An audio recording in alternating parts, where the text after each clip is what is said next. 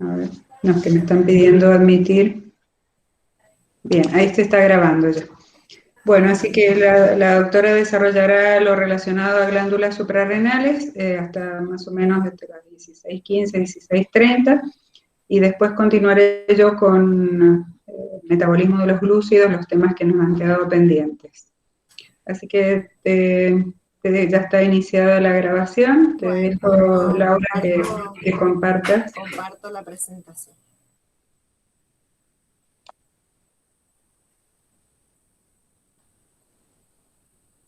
¿Me pueden confirmar si se ve, por favor? Todavía no se ve.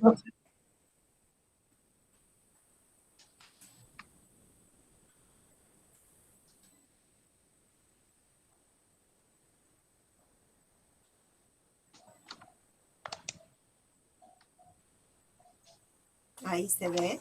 Ahora sí, profe. Sí. Ahora sí. Bueno, empezamos entonces. Bueno, como les comentó la doctora Guercio, lo que vamos a ver es metabolismo de las hormonas y dentro del metabolismo las hormonas de la corteza suprarrenal. Correcto, sí. Bueno, las glándulas suprarrenales son dos pequeñas glándulas que se encuentran sobre los polos de los riñones. Miden entre 3, 4 centímetros de ancho por 4, 6 centímetros de largo y pesan aproximadamente entre 4 y 6 gramos cada una. La glándula que está ubicada sobre el riñón izquierdo es la de mayor tamaño y tienen una estructura aproximadamente semilunar.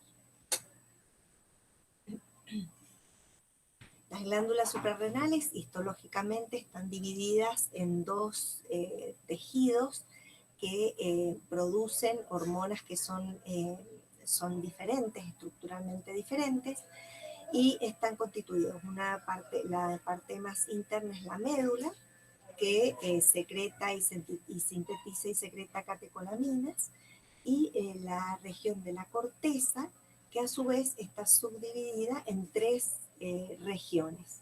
La zona más interna, que es la zona reticular, tiene una estructura aproximadamente reticular y es la que sintetiza los andrógenos adrenales fundamentalmente.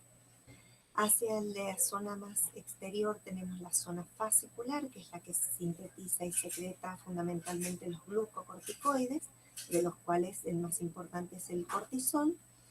Y hacia el exterior la zona glomerular o glomerulosa, que es la que sintetiza y secreta los mineralocorticoides, de los cuales el más importante es la aldosterona.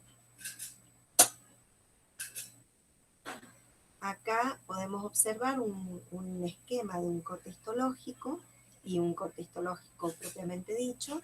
Acá pueden observar, si yo les marco, ¿lo pueden ver ustedes? Sí, profe.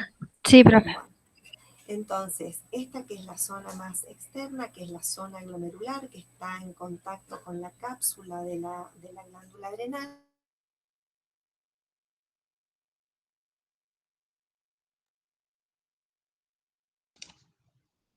Se cortó.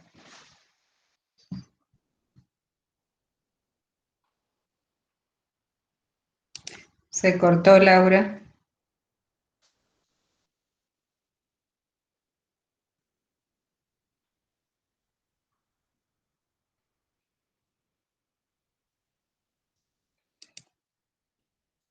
Ya le solicito por vía interna a la doctora que se conecte nuevamente. Bueno, profe.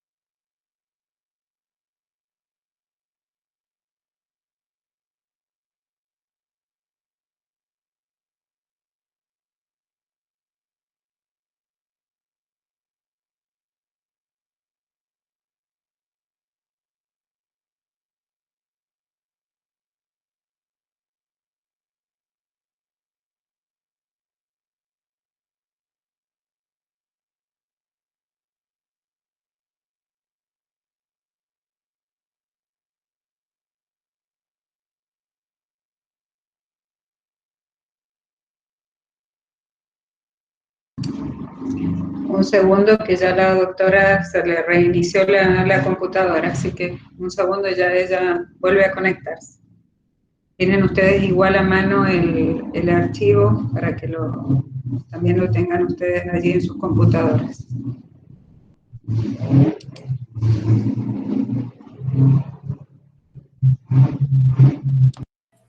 Hola.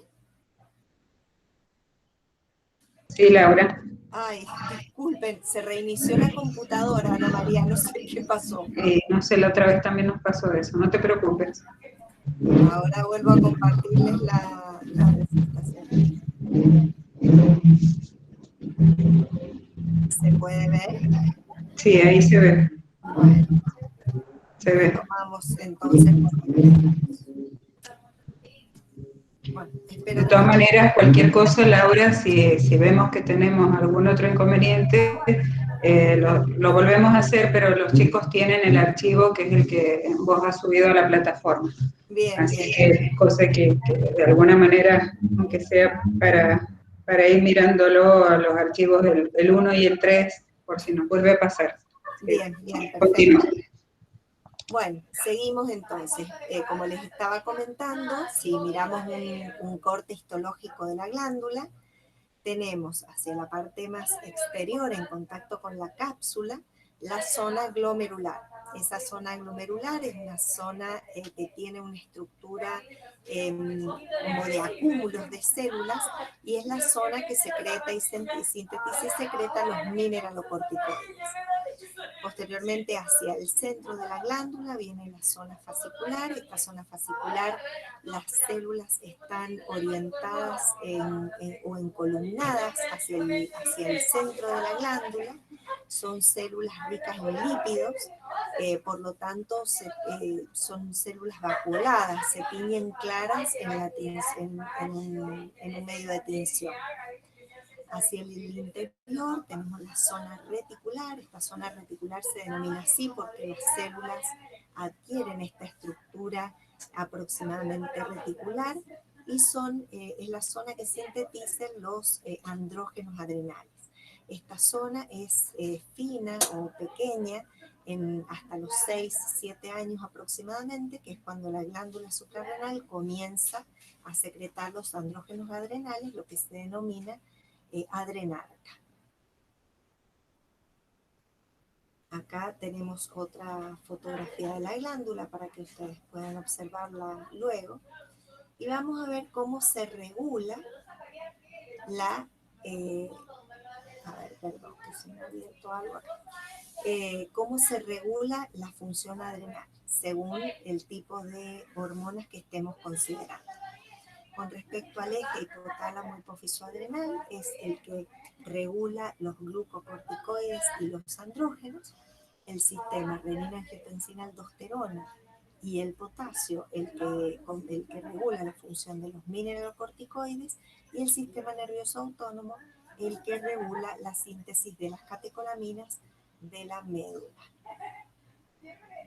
Respecto del eje del hipotálamo hipófiso adrenal, el hipotálamo recibe estímulos, ya sea de la corteza cerebral o, por ejemplo, a través del estrés por la síntesis de catecolaminas. Estas catecolaminas actúan sobre receptores alfa-adrenérgicos en el hipotálamo y el hipotálamo va a sintetizar y secretar la hormona liberadora de corticotrofina y la arginina vasopresina u hormona antidiurética. Fundamentalmente la que actúa sobre la hipófisis, sobre receptores hipofisarios para inducir la síntesis de ACTH, en mayor proporción va a ser el CRH, la hormona corticotrofina. Entonces, una vez que la hipófisis ha recibido el estímulo, sintetiza y secreta la adrenocorticotrofina.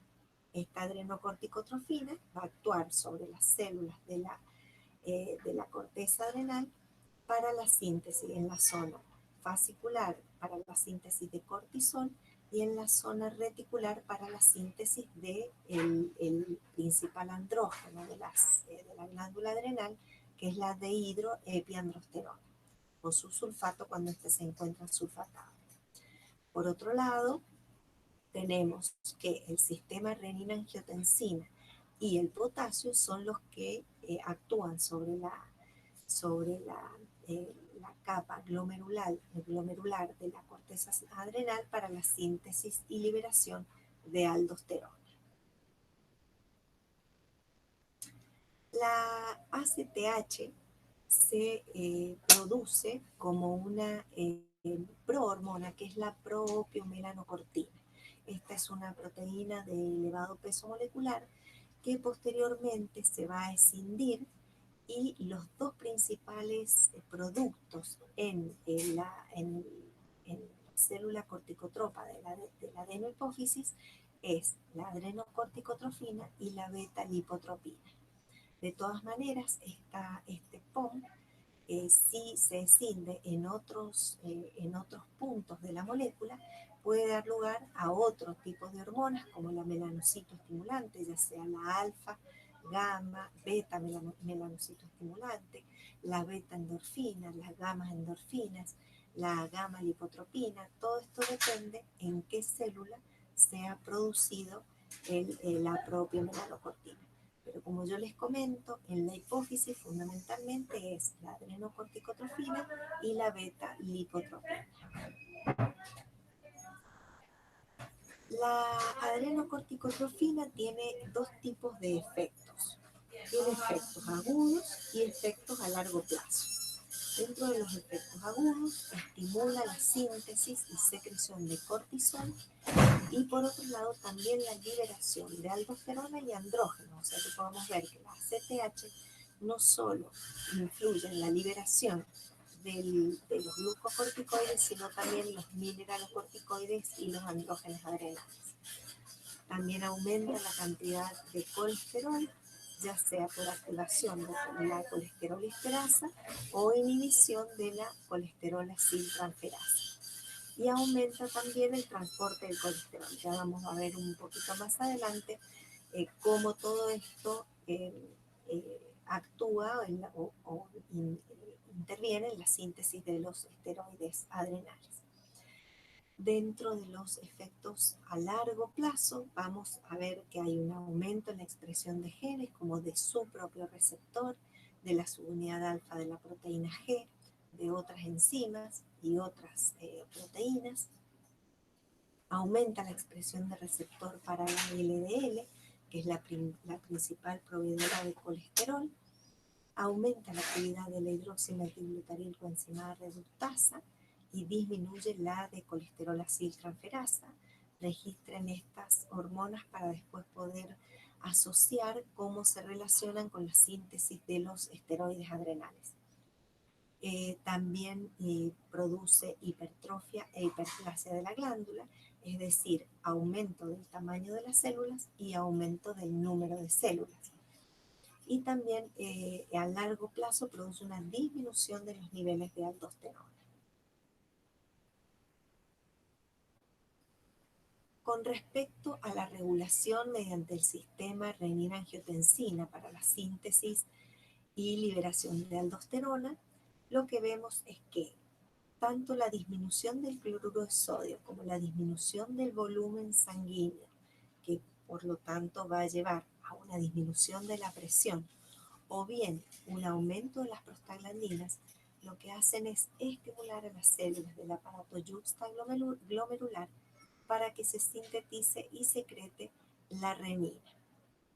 La renina lo que va a hacer es actuar sobre un sustrato de la renina, que es el angiotensinógeno, que es una proteína que se sintetiza en el hígado, y la va a transformar en angiotensina 1.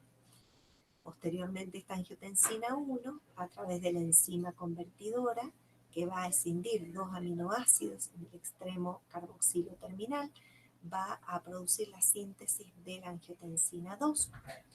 Esta va a ser la que principalmente actúe bien negativamente inhibiendo la síntesis de renina, o bien va a estimular la contracción de las arteriolas, o también lo que va a hacer es estimular a la glándula adrenal para que sintetice aldosterona. Entonces, a su vez, la aldosterona lo que va a hacer es inducir una reabsorción de sodio y de cloro, va a eliminarse el potasio y esto va a llevar a que se eleve la presión en las arteriolas. Por lo tanto, se va a inhibir el estímulo a este nivel.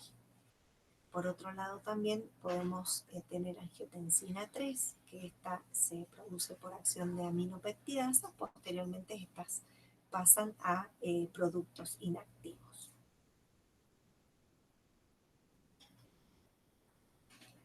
Entonces, acá en esta diapositiva tenemos cómo se transforma el angiotensinógeno en angiotensina 2. El angiotensinógeno, que como dijimos es un producto de origen hepático, una proteína, un péptido de origen hepático, por acción de la renina, producida en el aparato yuxtaglomerular, va a dar angiotensina 1. Posteriormente, la enzima de conversión escinde los últimos dos aminoácidos, que son histidina y leucina, para dar angiotensina 2.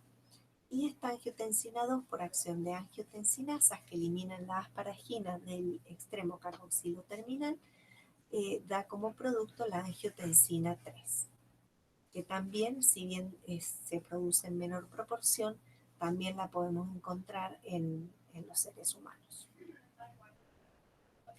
Ahora, ¿cómo actúan tanto la ACTH como la angiotensina 2? Actúan a través de receptores con 7 dominios transmembrana. Acá vemos el receptor de la ACTH. Esto estaría entonces en la superficie de la célula adrenal. El receptor de ACTH, que está acoplado a una proteína G estimulante que transforma GTP en GDP, y a su vez activa esta proteína G estimulante a una adenilato ciclasa. Esta adenilato ciclasa lo que hace es transformar el ATP en AMP cíclico. Posteriormente, este AMP cíclico lo que hace es unirse a una subunidad regulatoria de una proteinquinasa AMP cíclico dependiente, libera la subunidad regulatoria y por lo tanto se activa la subunidad catalítica. Esta subunidad catalítica lo que va a hacer es que una proteína que no está fosforilada se va a fosforilar y de esta manera se inicia una cascada de eventos que llevan a la respuesta biológica para la cual está determinada esa hormona. Esta proteína fosforilada, por ejemplo, podría ser un factor de transcripción o una enzima. En el caso de la angiotensina tiene dos tipos de receptores, los AT1 y los AT2. Los AT2 no está bien determinado cuál sería su mecanismo de acción, pero sí están bien estudiados los receptores de angiotensina 1. Estos receptores, por un lado, están acoplados a una proteína G inhibitoria, es decir, que se inhibe todo este proceso, y por el otro lado está acoplado a una proteína GQ. Esta proteína GQ lo que hace es activar una fosfolipasa C, y esta fosfolipasa C transforma el fosfoinositol difosfato en diacilglicerol e inositol trifosfato. Y acá se abren dos caminos de acción. Por un lado, ese diacilglicerol lo que hace es activar una proteinquinasa C, que lo que va a hacer es fosforilar proteínas. Por otro lado, también estos receptores de angiotensina están acoplados a canales de calcio voltaje dependiente, y por lo tanto lo que van a hacer es incrementar el ingreso de calcio adentro de la célula.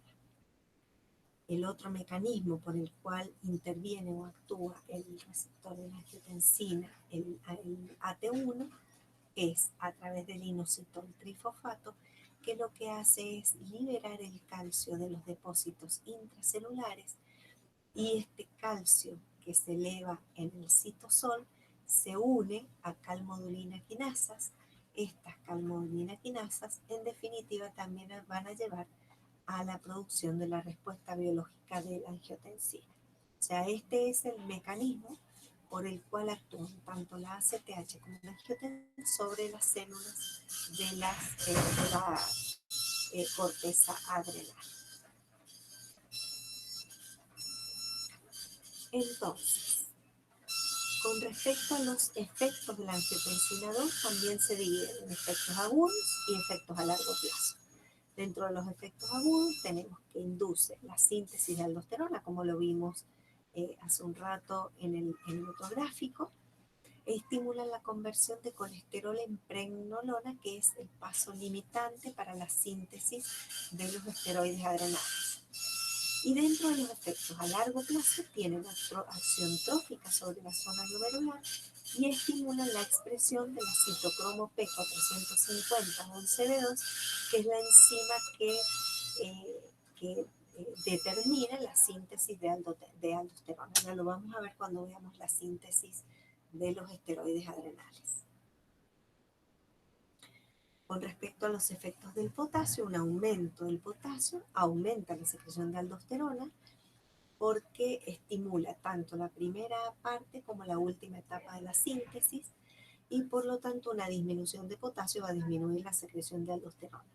Y el mecanismo de acción que tiene el potasio sobre las células de la zona glomerular es la despolarización de la membrana con la activación de canales de calcio voltaje dependientes y el aumento del calcio intracelular, que si ustedes asocian con lo que producía la angiotensina, son mecanismos que en definitiva son bastante similares.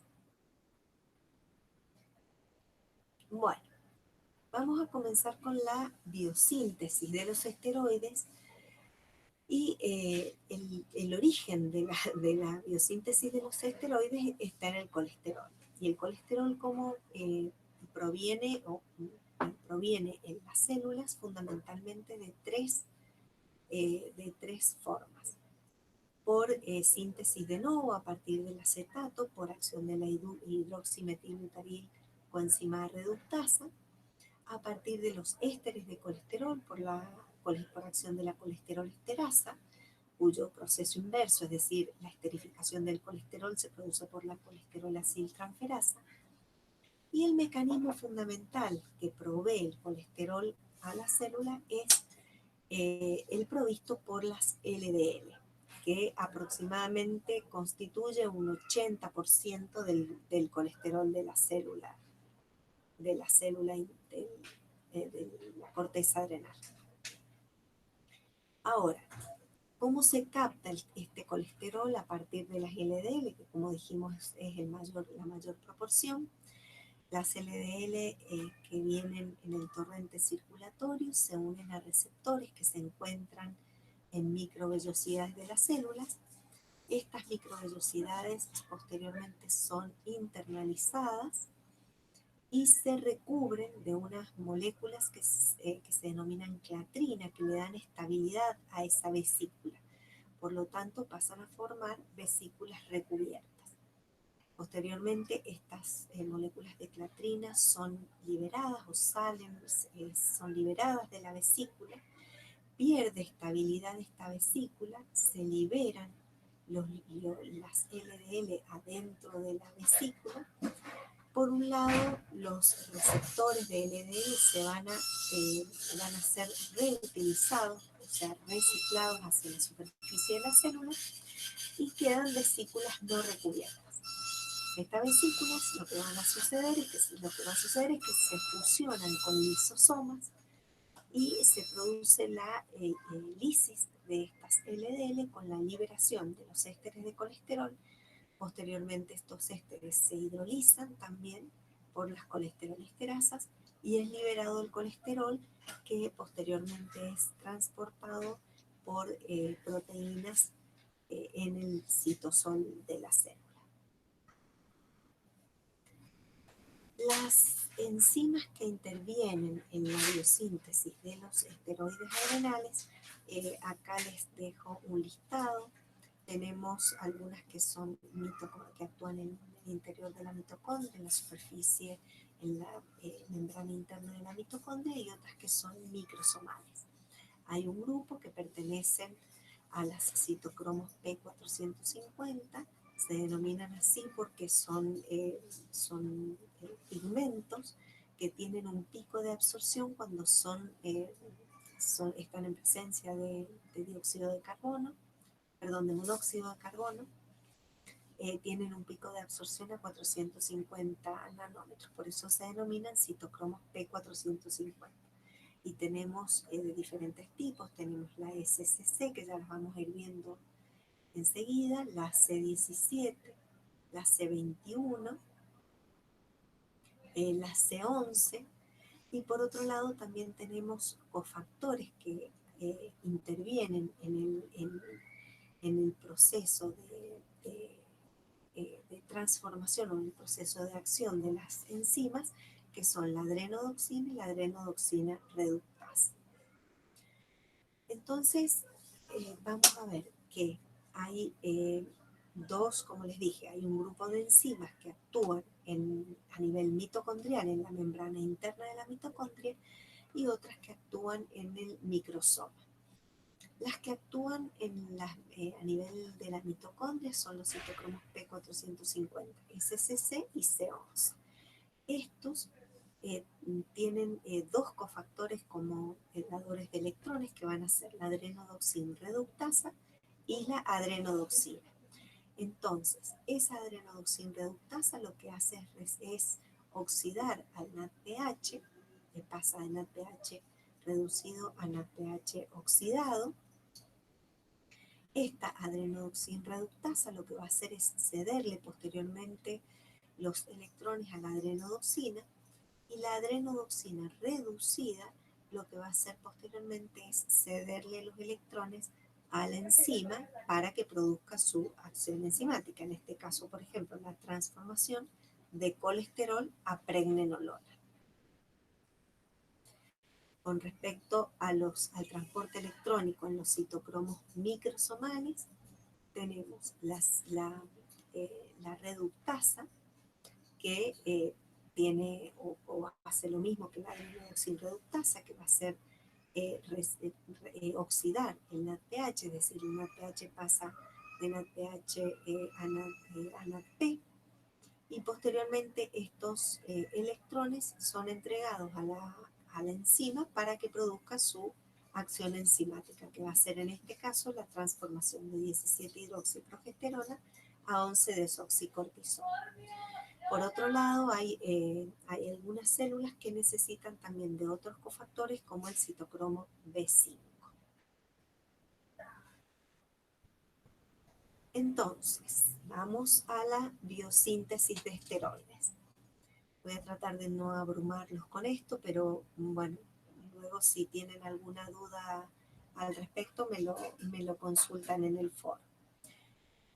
El colesterol, por acción de la citocromo P450 SCC o 2022 desmolasa, lo que hace es, esta enzima hidroxila la posición 22, luego hidroxila la posición 20 y posteriormente corta la cadena lateral para dar como productos la pregnenolona y el aldehído isocaproico.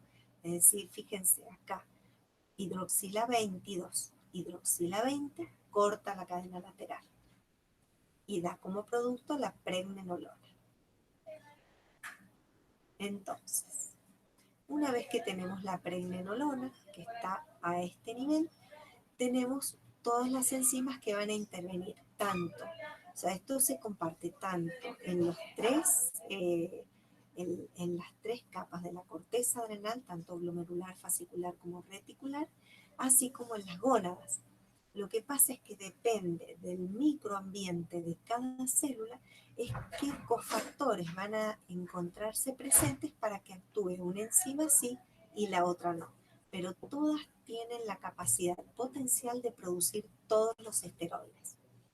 Entonces, si la pregnenolona, tenemos la actividad de la citocromo P450 17 alfa, va a hidroxilar en posición 17 vamos a ver que la pregnenolona pasa a 17-hidroxipregnenolona.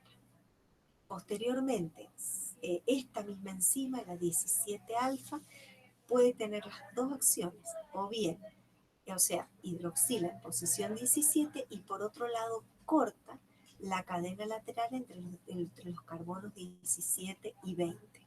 Por lo tanto, la misma enzima va a tener la capacidad de pasar la pregnenolona a 17-hidroxipregnenolona y posteriormente la 17-hidroxipregnenolona a dehidroepiandrosterona. La dehidroepiandrosterona es el principal andrógeno adrenal. Posteriormente por una sulfotransferasa, se transforma en sulfato de dehidroepiandrosterona. Entonces, esto ocurriría en la zona glomerular, en la zona reticular de la corteza adrenal. Muy bien, si ahora, tanto sobre la pregnenolona, la 17-hidroxipregnenolona o la dehidroepiandrosterona, actúa la 3-beta-hidroxiesteroide deshidrogenasa, delta 5,4 isomerasa, esta enzima lo que va a hacer es oxidar la posición 3, es decir, fíjense que de oxidrilo pasa a un oxígeno, tanto en la pregnenolona como en la 17-hidroxipregnenolona como en la dehidroepiandrosterona, y lo que hace es isomerizar la doble unión de posición 5 a posición 4. Entonces, de la pregnenolona vamos a tener progesterona, de la 17-hidroxipregnenolona, 17-hidroxiprogesterona, y de la dehidroepiandrosterona, androstenediona. De todas formas, este paso androstenediona y lo que sigue posterior a esto, que es la obtención de estrona, estradiol o testosterona, es producido eminentemente en las gónadas, no en la corteza adrenal. Ahora, una vez que tenemos tanto la progesterona como 17-hidroxiprogesterona, va a actuar la P450C21, que lo que va a hacer es hidroxilar en la posición 21. Entonces vamos a tener la progesterona va a dar el 11-deoxicortisol y la 17-hidroxiprogesterona el 11-deoxicortisol. Posteriormente, acá ya nos vamos a dividir en la zona glomerular, glomerular y fascicular. En la zona glomerular va a actuar la P450C18 u 11-beta-1 para dar como producto la corticosterona, que produce una hidroxilación en posición 11, y posteriormente la misma enzima produce una oxidación del carbono 18. Entonces, hidroxilación del carbono 11, hidroxilación y posterior oxidación del carbono 18.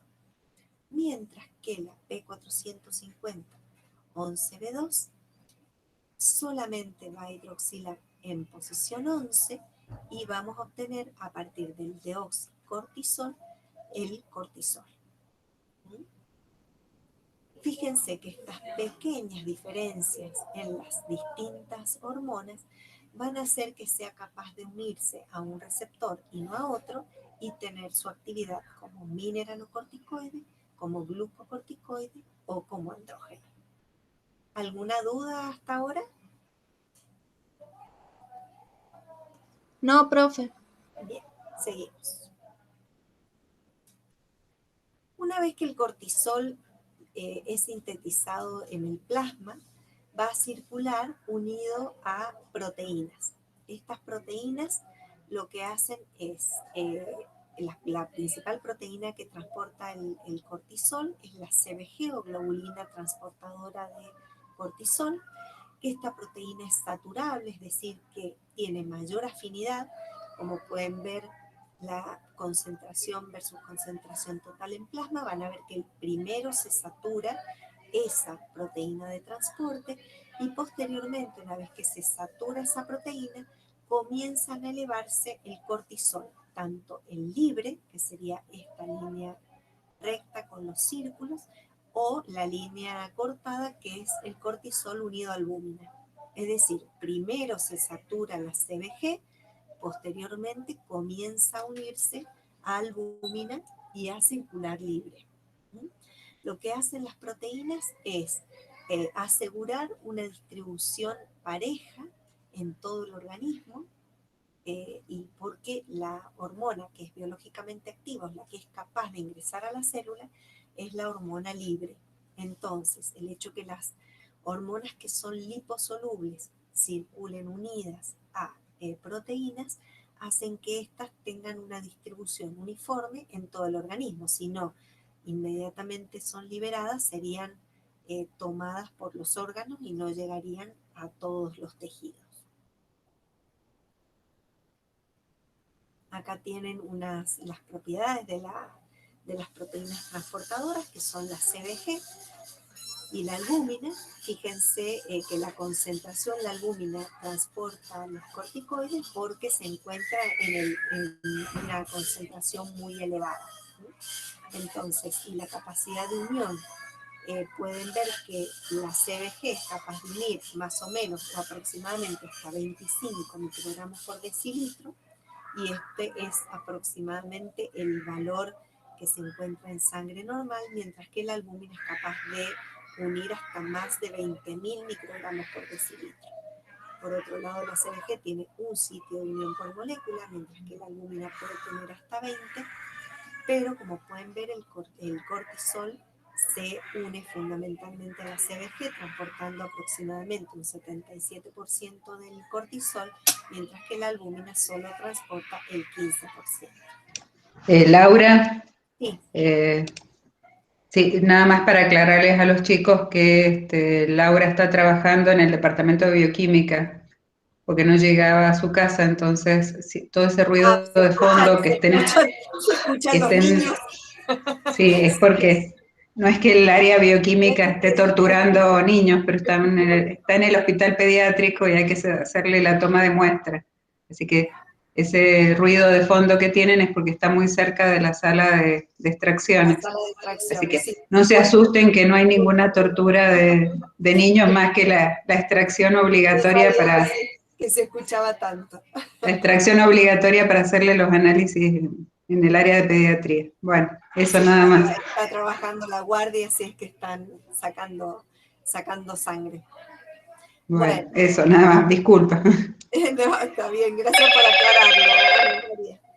Bueno, esto para que ustedes después vean, esto lo vamos a pasar para no ocupar tiempo, es para que ustedes vean la afinidad que tienen los esteroides por la proteína transportadora, por el receptor y por la albúmina, y por qué ciertos esteroides artificiales o medicamentosos pueden tener una acción tan elevada. Eso después lo ven, si les quedan dudas me preguntan. Con respecto al mecanismo de acción de las hormonas esteroides, los receptores de las hormonas esteroides pertenecen al grupo de los receptores intracelulares. Específicamente, estos receptores se encuentran en el citosol de la célula, unidos a unas proteínas que son las que pueden ver acá en color verde y azul. En color lila es el receptor de los glucocorticoides, y estas proteínas que se llaman heat shock protein son, o proteínas chaperonas se les llaman también, estabilizan el receptor o tienen la función de estabilizar el receptor en el citosol de la célula. Pero una vez que en este caso el cortisol se une a su receptor, estas proteínas chaperonas son liberadas, y el receptor entonces adquiere la capacidad, por un lado, de dimerizarse y por el otro de migrar hacia el interior del núcleo. Una vez que está en el interior del núcleo, se une en forma similar a lo que vimos, recuerdan, en las hormonas tiroideas, se unen a elementos respondedores a hormonas, o HRE se llaman la sigla, y lo que van a hacer es, junto al aparato transcripcional de la célula, inducir la transcripción de los genes para los cuales estas hormonas tienen acción. Este es un esquema del receptor que tiene una estructura una estructura que se denominan dedos de zinc, que son los que le van a dar la estructura capaz de unirse a esos HRE del DNA. Por otro lado, también tiene una subunidad regulatoria, una subunidad de transactivación que es capaz de unirse a otras proteínas que pueden estar involucradas en el control de la transcripción, y una zona de unión a los esteroides. Los glucocorticoides tienen acciones en prácticamente todas las células del organismo, como vimos también para las hormonas tiroideas. Son hormonas que son extremadamente importantes en todos los metabolismos, tanto en los metabolismos de los hidratos de carbono, de las proteínas y de los lípidos. Tienen una acción especial en el hígado, estimulando la gluconeogénesis. Por lo tanto, hay una producción aumentada de glucosa, aumentan también la síntesis de glucógeno, también al aumentar, y por otro lado también esta gluconeogénesis, que ya vamos a ver cuáles son los sustratos que proveen a la gluconeogénesis, hacen que haya un aumento de la glucosa en la sangre. Estos son efectos anabólicos. Y por otro lado tiene también efectos catabólicos, en los cuales hay un aumento de la salida de aminoácidos, es decir, de la proteólisis, tanto en músculo, tejido linfoide y piel. Y esto después lo tienen que asociar con los síntomas que producen el exceso de glucocorticoides, en donde hay una debilidad muscular y un afinamiento de la piel con la aparición de estrías. Y esto se debe a esa pérdida proteica en estos tejidos. Por otro lado, también hay un aumento en la lipólisis, es decir, que hay un aumento tanto de glicerol como de ácidos grasos libres, que, como yo les comentaba recién, van a ser los sustratos con los cuales se va a nutrir el hígado para realizar la síntesis tanto de glucosa como estos aminoácidos para la síntesis de enzimas. Por otro lado, también la glucosa está inhibida el ingreso de la glucosa hacia el interior de los tejidos, y todo esto lleva a que haya un aumento de la glucosa en la sangre. Es importante esto cuando se realizan análisis de sangre, saber si la persona ha estado consumiendo corticoides, porque esto lleva a un aumento de la glucosa en la sangre, y por otro lado también el consumo prolongado de corticoides a la aparición de diabetes. Con respecto a las acciones sobre la respuesta inflamatoria, lo producen en general a dosis suprafisiológicas. Hay una producción de agentes vasoactivos, hay un movimiento de leucocitos a áreas inflamadas, inhiben el movimiento de leucocitos a áreas inflamadas, y también la función de células inmunocompetentes en el sitio de la inflamación. Al inhibir todos estos procesos, es por esto que actúan como antiinflamatorios. El efecto no es permanente. Por eso cuando se retiran los corticoides, todos estos procesos retornan a la normalidad. Respecto a la acción sobre el sistema cardiovascular y balance electrolítico, hay una afección en el corazón, en la vasculatura, en los reguladores de la presión sanguínea, en la excreción de agua y balance electrolítico. Y estas acciones, y porque también los corticoides lo que hacen es actuar sobre el receptor cuando se encuentran en concentraciones elevadas, van a actuar sobre el receptor de mineralocorticoides y por lo tanto van a producir algunos efectos mineralocorticoides. Respecto de la acción sobre los huesos y metabolismo del calcio, Los glucocorticoides lo que hacen es inhibir la absorción, la formación de hueso y aumentar la resorción ósea. Por otro lado, en las paratiroides aumentan la secreción de paratormona. Por lo tanto, este aumento de la paratormona a su vez va a disminuir la formación de hueso y aumentar la resorción ósea. Esto va a producir una disminución, o sea, por otro lado también, perdón, la paratormona va a aumentar la síntesis de 1,25 dihidroxivitamina D y esto va a hacer que haya una pérdida de calcio. Esta pérdida de calcio a su vez va a inducir un aumento de paratormona. La paratormona aumenta la resorción de hueso y por lo tanto esto es un círculo vicioso que lleva a la pérdida tanto de calcio como de fósforo. Y esto lleva a una descalcificación de los huesos en los casos en los cuales hay un aumento de los glucocorticoides. Obviamente lo contrario ocurre con un déficit de glucocorticoides. El mecanismo de acción de los mineralocorticoides, en este caso el mecanismo de acción es similar al que vimos para los glucocorticoides, con un ingreso del receptor hacia el núcleo celular, se va a unir al DNA y va a inducir la síntesis de proteínas, y estas proteínas son canales. Estos canales lo que hacen es hacer que el sodio ingrese desde el túbulo, desde la luz del túbulo hacia el interior de la célula y posteriormente a través de una sodio ATPasa, el sodio sale hacia la sangre. Es decir, que de esta manera el sodio ingresa desde el riñón hacia la sangre, lo cual lleva a los efectos para los cuales está determinada la aldosterona, que es producir un aumento en las concentraciones del sodio sanguíneo para que se produzca consecuentemente un aumento de la presión.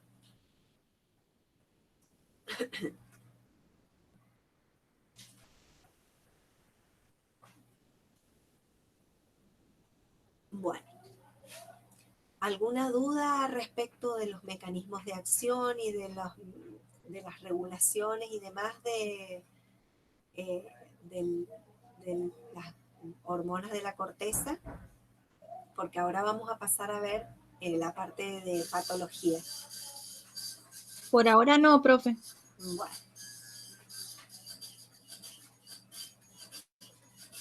Entonces, respecto de la patología, lo que vamos a ver es la hiperplasia suprarrenal congénita. La hiperplasia suprarrenal se divide fundamentalmente en dos: las que afectan solo la biosíntesis suprarrenal, y estas son el déficit de 21-hidroxilasa, 11-beta-hidroxilasa o aldosintetasa, y las que afectan tanto la biosíntesis suprarrenal como gonadal. Estas son el déficit, o sea, como pueden ver, esto estaría a niveles más altos: la P450-SCC, la 3-beta-hidroxisteroide deshidrogenasa o la 17-alfa-hidroxilasa. Las que vamos a ver van a ser las que son más comunes, que son el déficit de 21-hidroxilasa y 11-beta-hidroxilasa. Todas tienen en común que hay una disminución de cortisol, o sea, todos los déficits enzimáticos llevan a la disminución del cortisol. Como yo les comenté, la única hormona que es capaz de inhibir a la secreción de ACTH es el cortisol. Por lo tanto, esta disminución del cortisol va a hacer que haya un aumento de ACTH, y este aumento de ACTH, recuerden los efectos que producía la ACTH, que era la hiperplasia e hipertrofia de la glándula. Entonces, lo que todas tienen en común, que hay un aumento del tamaño de la glándula adrenal, y esto es lo que se le denomina hiperplasia. Entonces, el primero que vamos a ver es el más frecuente, que es el déficit de 21-hidroxilasa. es considerado, es el que tiene un porcentaje mayor al 90% de las hiperplasias suprarrenales. Las características es que va a tener una insuficiencia suprarrenal, va a producirse una pérdida de sal porque depende del grado de déficit enzimático, va a faltar toda la biosíntesis de los mineralocorticoides y va a producir, como se produce un acúmulo de los precursores, va a haber un desvío de los precursores hacia la síntesis de andrógenos y por lo tanto se va a producir un hiperandrogenismo. Acá pueden ver en este esquema, acá tenemos el gen CYP21A y CYP21B. El que es activo, este es un pseudogen, y el que es activo es el CYP21B. Y se encuentran en tándem con los complementos, con el componente 4 del complemento, ¿ven? C4A y C4B. En tándem con el CYP21A y el CYP21B.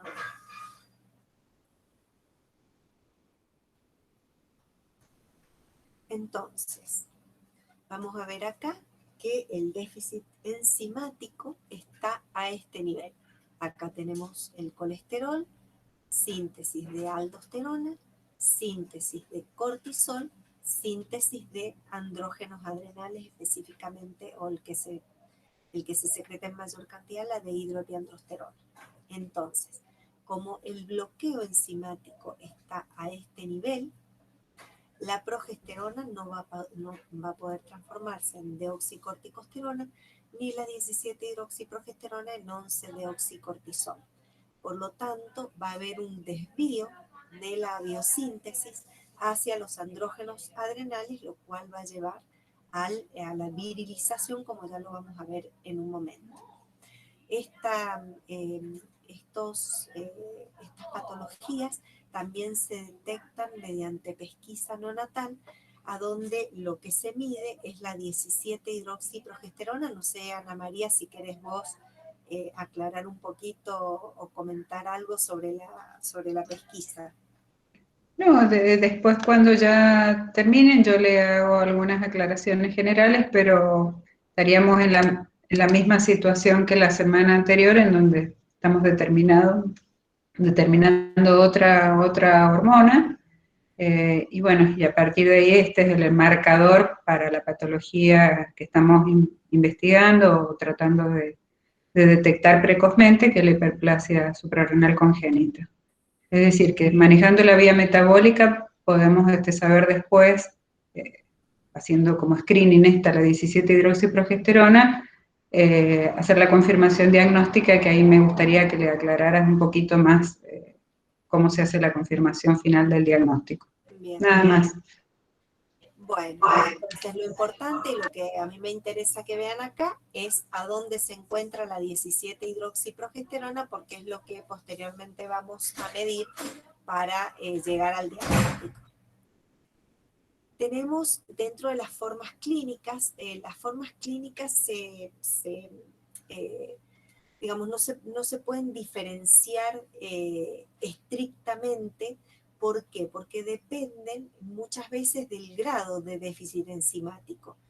Entonces, sí se pueden determinar fundamentalmente dos tipos, las formas clásicas y las formas no clásicas. Las formas clásicas son las que aparecen en el periodo neonatal, mientras que las formas no clásicas son las que aparecen más tardíamente en la vida. Obviamente que las formas clásicas van a ser las que tienen los déficits enzimáticos más severos. Y dentro de las formas clásicas tenemos las que tienen pérdida de sal y las que no tienen pérdida de sal. A su vez, las que tienen pérdida de sal, es decir, que van a tener una afectación de los mineralocorticoides más importantes, podemos encontrarlos tanto en varones como en mujeres. En las niñas lo que vamos a encontrar es ambigüedad sexual. ¿Esto qué quiere decir? Que va a ser una niña que es genéticamente mujer, pero fenotípicamente puede ser un varón.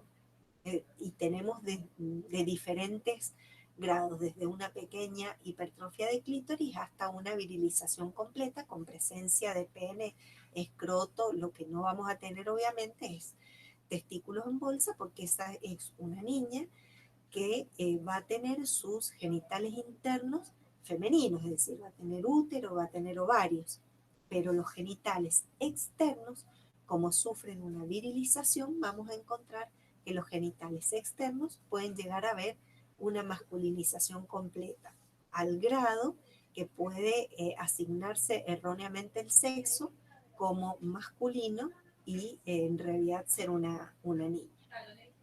En el caso de las niñas, se puede producir la pérdida salina, pero en general es menos frecuente porque primero se detecta la ambigüedad sexual. Entonces, generalmente se estudian a tiempo. En los varones es más difícil porque puede ocurrir la pérdida salina, y en los varones lo único que llama o puede llegar a llamar la atención es la hiperpigmentación de los órganos genitales externos, y debido a que el diagnóstico es más tardío, puede producirse la pérdida salina y llegar a la hospitalización y la muerte.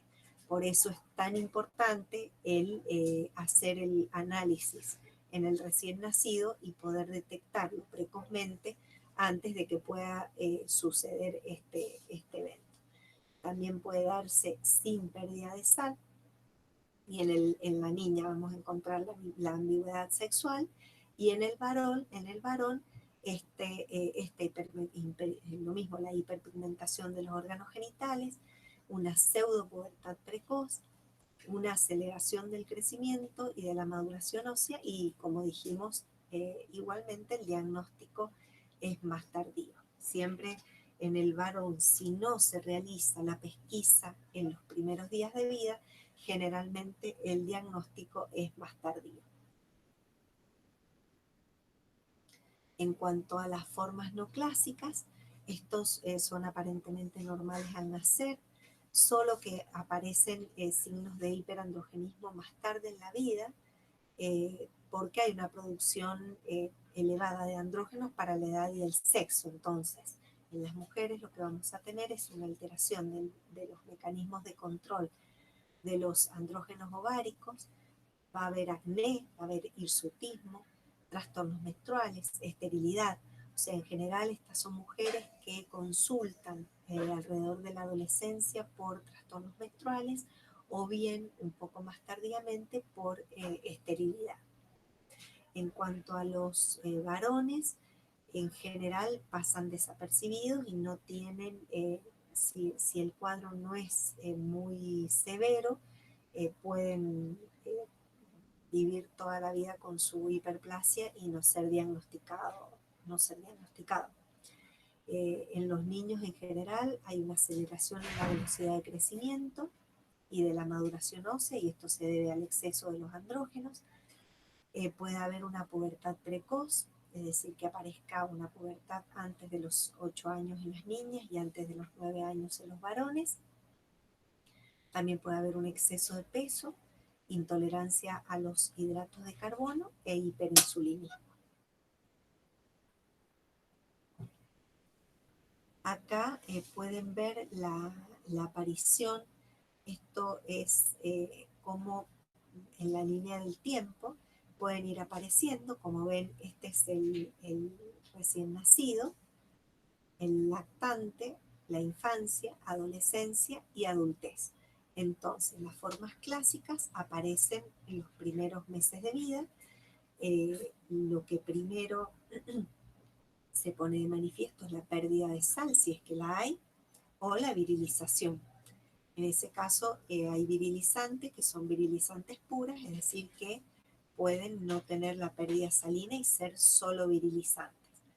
Posteriormente, ya en la infancia, pueden aparecer como una pseudopubertad precoz, en la adolescencia con acné e hirsutismo, especialmente en las niñas, y en la edad adulta con esterilidad. Acá pueden ver estas fotos de genitales ambiguos, como pueden ver desde una hipertrofia de clítoris con presencia de residuos escrotales, igual que en este caso. Con respecto al déficit de la 11-BT, todo lo que vimos entonces era déficit de 21-hidroxilasa.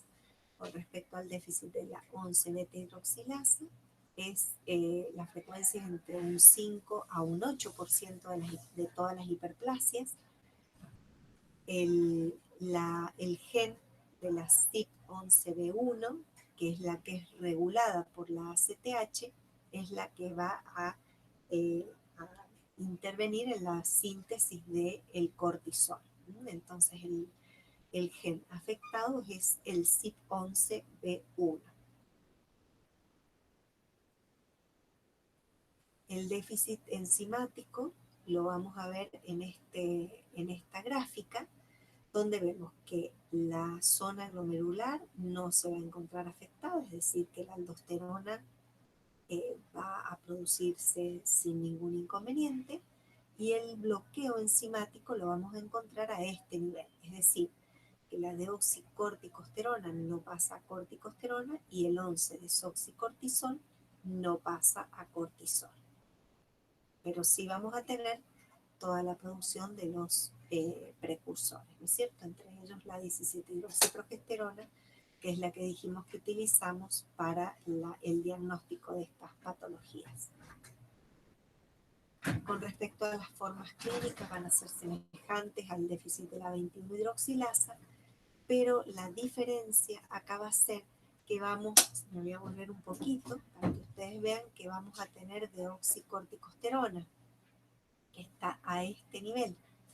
La deoxicorticosterona tiene actividad mineralocorticoide, entonces en algunos casos vamos a encontrar que vamos a tener una hipertensión arterial por actividad mineralocorticoide de la deoxicorticosterona, pero como hay hipertensión, todo este eje se inhibe. Entonces vamos a tener una hipertensión con aldosterona y renina bajas. Ahora creo que lo menciono en alguno de los puntos. Entonces, en las formas clásicas vamos a encontrar en las niñas una virilización de los órganos genitales externos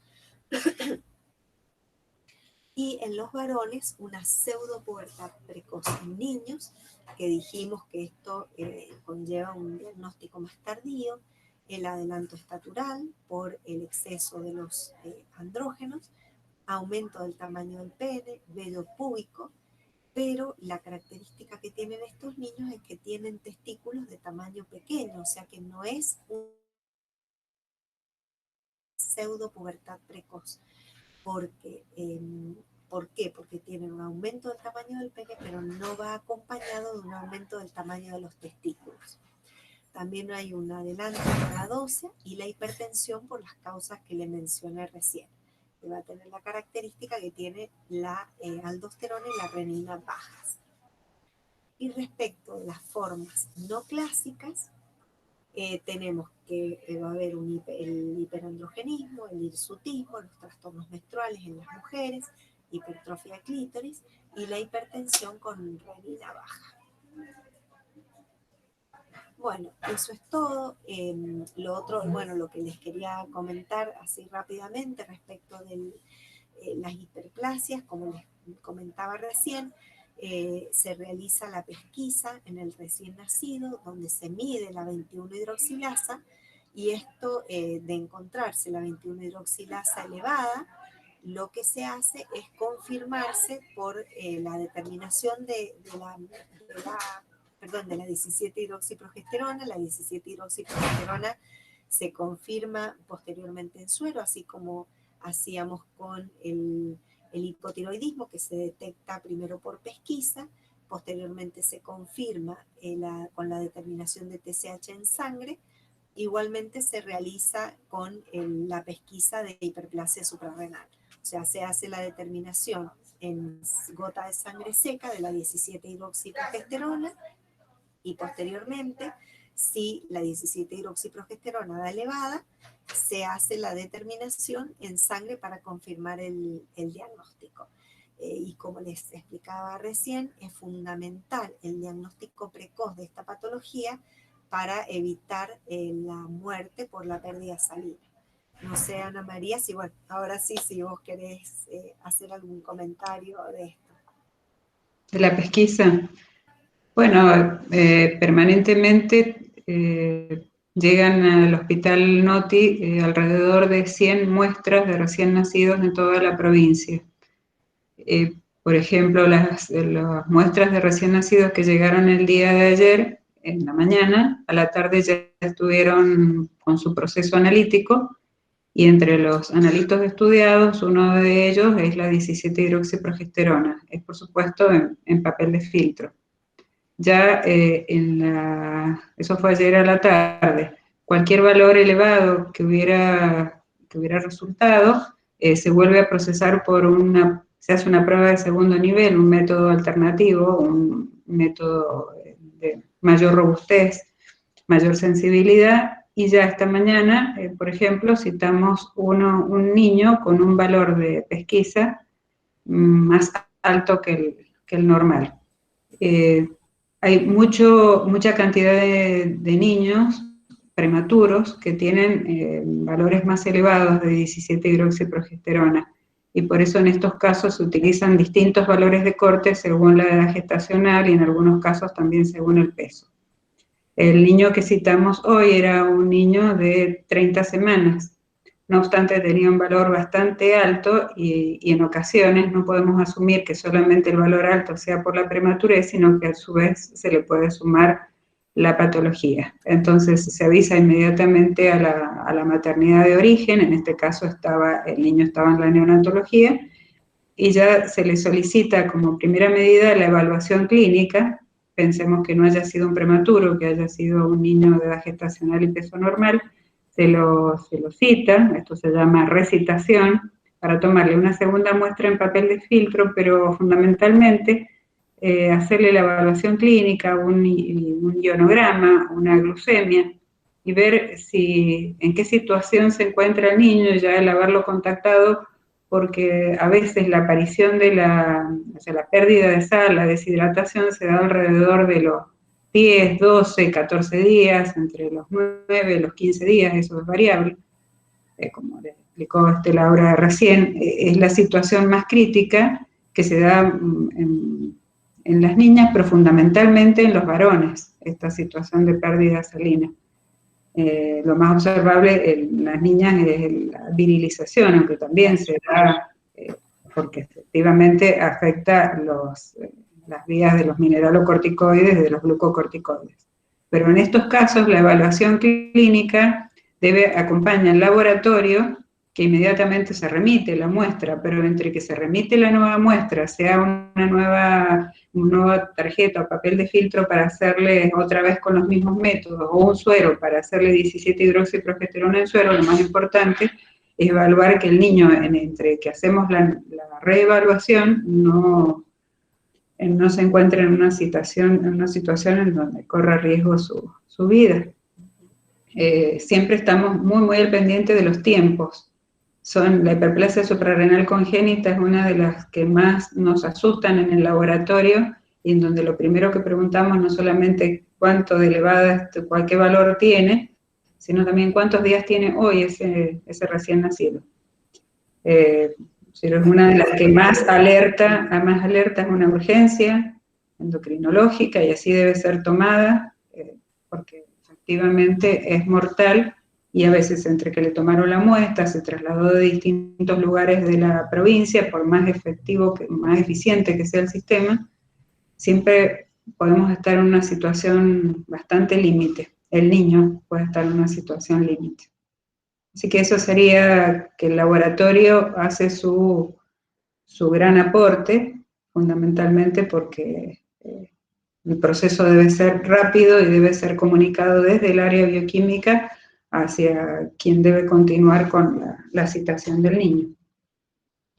Así que bueno, eso sería lo que parece que a Laura se le ha cortado de vuelta. Eso sería lo que tendríamos que agregar en cuanto a pesquisa. Vamos a ver si se puede conectar de vuelta. ¿Tienen alguna pregunta, alguna duda, algo que ustedes quieran quieran aclarar o quieran consultar con Laura. Mientras tanto, a ver, espérenme un segundito. A ver si es Laura que otra vez se le ha cortado. Sí, se le ha cortado. Bueno, ¿cómo es? Ahí se está, ya se vuelve a conectar. En la pesquisa neonatal, la semana pasada vimos las dos, la TSH como un marcador bioquímico del hipotiroidismo congénito primario. Hoy la 17-hidroxiprogesterona como marcador, como un biomarcador de la hiperplasia suprarrenal congénita. La pesquisa no es confirmación diagnóstica, lo que continúa después es todo el perfil suprarrenal que se hace en suero para ya, una vez tomada la nueva muestra, que en ocasiones y según el valor se toma o una segunda tarjeta, así un segundo papel de filtro, que es sangre seca, o el suero. Y así con las otras enfermedades también incluidas en la pesquisa, entre ellas la galactosemia, que la cual ustedes ya conocen el metabolismo, en donde se determina galactosa y galactosa 1-fosfato, es decir, galactosa total. Sí, otra vez se te cortó, Laura. Le estoy aclarando nada más. Pero bueno, nada más Sí. era para saludarlo, porque ya me imagino que seguirán con tu clase. No, estoy aclarándole que así como la semana pasada el biomarcador era la TSH, para poder hacer esta primera aproximación, que es la de detectar o hacer el screening, lo cual implica confirmar el diagnóstico. Exacto. Si tenemos buenos métodos, y salvo estas condiciones particulares de los niños, que son la prematurez y otras patologías asociadas, la pesquisa implica ya poder hacer la confirmación diagnóstica y hacer lo más rápido posible, y le estaba hablando de otros biomarcadores, como en el caso de la galactosemia, la galactosa y la galactosa 1-fosfato, porque ellos están viendo el metabolismo ahora de glúcidos, la fenilalanina para la fenilcetonuria, ya lo vamos a ver en las clases que vienen. Y así con cada una de los marcadores que yo les voy a ir mencionando, es tarea netamente bioquímica, desde la detección o pesquisa hasta la confirmación diagnóstica. Recién allí, con estos análisis, los niños se acercan al área médica para empezar su tratamiento. Tiene un tratamiento que es muy sencillo en el caso de las patologías endocrinológicas, un poquito, digamos, más complejo para las otras enfermedades, pero se inicia en el área del laboratorio, tanto para la pesquisa como para la confirmación. Así que bueno, se ve que a Laura se le ha cortado nuevamente la conexión, así que no estás ahí, Laura, ¿no es cierto? No. Bueno, vamos a hacer, si ustedes no tienen ninguna pregunta ahora puntual de la parte de endocrinología, vamos a hacer un corte de unos 10 minutos hasta las 16:30 y ahí ya nos conectamos con lo que nos quedó, que es la vía de las pentosas y su regulación, y algo vamos a ver si avanzamos sobre alguna otra vía metabólica o algún repaso de lo anterior, lo que ustedes crean conveniente. Bueno, tomamos un recreito entonces. Bueno, profe. Bueno.